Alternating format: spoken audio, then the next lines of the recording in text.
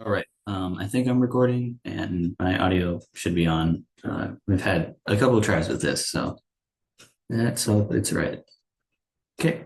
So starting the slideshow. Okay. So hi, my name is Danny Ramirez. This is my Psych and Film analysis. Okay. So my film is Fight Club. Fight Club is unironically my favorite movie. Um, and when people hear that, they think a lot of things, but just three words: let me cook. Just let me cook. Okay, so a lot of people with the cultural influence of this movie think it's like either a romance or like hyper masculine and like really kind of misogynistic. And I mean, for the hyper masculinity, who could blame you? Like, look at Brad Pitt.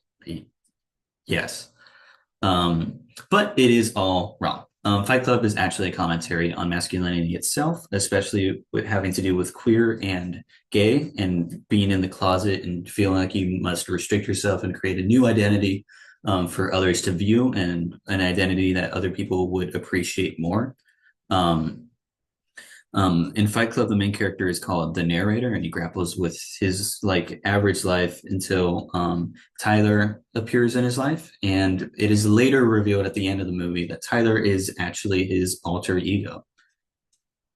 Okay, when a lot of people hear all this like queer stuff, they think utter woke nonsense. Actually, no, this is for real. The writer of Fight Club, Chuck Paul Hinnick, has openly come out as gay, which is, to be clear, is awesome. That's the man himself. He wrote this. This is very much part of it. Um, segue, yeah. So the diagnosis. Well, we know the main character is an insomniac. That's in the description, but there is a lot more. And I believe that the narrator has full dissociative identity disorder. The narrator is the person seen on the upper right and on the right side of this image in the center here. Brad Pitt, his character doesn't exist. It's actually an alter ego that the narrator has, and that's the narrative. Okay, so what even is dissociative identity disorder? Dissociative identity Dissociative identity disorder is a more controversial psychological disorder. It's also called DID, and I'm going to call it here on. There are still debates on whether or not it really exists and is commonly known as having multiple personalities, but there is heavy stigma towards it. Um, People with DID typically have two core identities, but that is in no way a limit, but like at least two. And in Fight Club, these are Tyler and the narrator, as seen on the previous slide. They have a dissociated break in consciousness, and it's involuntary and can't be recalled later, which throughout the movie is seen. Now, when we talk about like heavy stigma, we're going to get to it more later. DID is often misunderstood and crudely joked about, as seen in this meme. Okay, so stigma, shame. Our culture is in general isn't very kind to those with psychological disorders, especially DID. Um, yeah, we see cases similar to DID a lot in media, like, oh, introspection, or like, oh, I had this other personality in this other scene.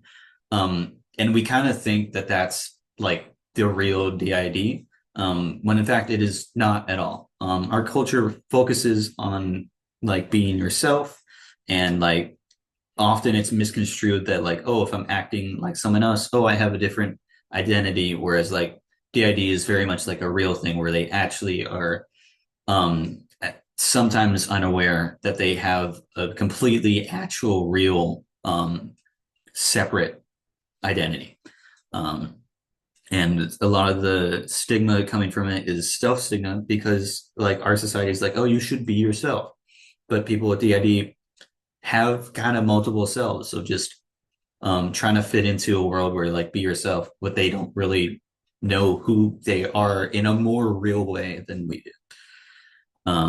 But the evidence for this, as discussed before, the narrator, seen on the previous slide, has consciousness breaks where he cannot remember where he was or what he did. He has breaks where he's like, oh, he wakes up in Florida or he's on an airplane for no reason. And through the plot of the movie, it's revealed why, and he like kind of creates a cult, but that's kind of beside the point.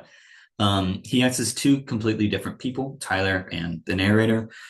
which most of all the characters around him like do notice. They like see when we the viewer see the narrator, people kind of look at him weird depending on what Tyler had just done. And as the viewer, we aren't aware initially that this is a completely separate and fictional and completely just different identity. Um, but he, like most patients, has a very hard time realizing he has this illness, and this is shown through the movie, showing that the viewer also doesn't know that he had this. Um, and once he does like realize he has this, and eventually, kind of spoilers, he like kills Tyler, which is his other like alter ego, and then his like problems kind of like disappear, and it's good and it's kind of happy. It's a movie, and that's not typically what happens without treatment. While the narrator displays most all symptoms, his weakest is likely his symptoms to not having extreme childhood trauma, like not being shown to have. Best treatment for this would likely be like safety, stability, and symptom relief. My citations are in here. While trauma confrontation is also a very effective tool, the character in this face hasn't shown to have some like massive trauma as the cause. However, like his confrontation with Tyler, his like other self, did help him to get past it. But I'm saying like trauma confrontation isn't really the solution because there isn't much backline trauma. Some resistance to treatment on like establishing safety or like granting stability could be like taking them and putting them into an asylum, which is kind of a complete strip of freedom. And they're basically in prison sometimes. So you just got to watch what you do when you say like establish safety and stabilization and symptom relief. We're looking more at like therapy and the like. Of course, the cultural barrier is huge. This movie is all about masculinity, and it's wrong for our culture to say this, but our culture does say that like, oh, a man shouldn't need help with these problems. And for the narrator specifically in the story, it's like a huge deal that he becomes the most masculine. That's why he created Tyler. And like broader perspective, I don't think this is a completely accurate portrayal of DID.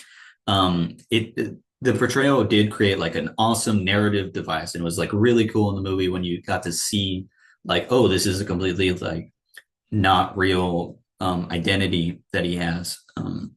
But it is kind of easy to misconstrue like, oh, he has this other kind of psychopathic, freaky, like super strong, insane identity. So most all people with the ID have it, and that's simply not true.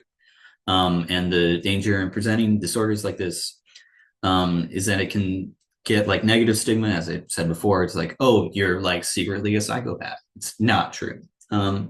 Also, it does commodify the disorder as a way to entertain people, which like movies do, but isn't always the best thing. These are my citations that'll be in the PowerPoint when I upload it. Okay, great. I'm gonna try to end the recording.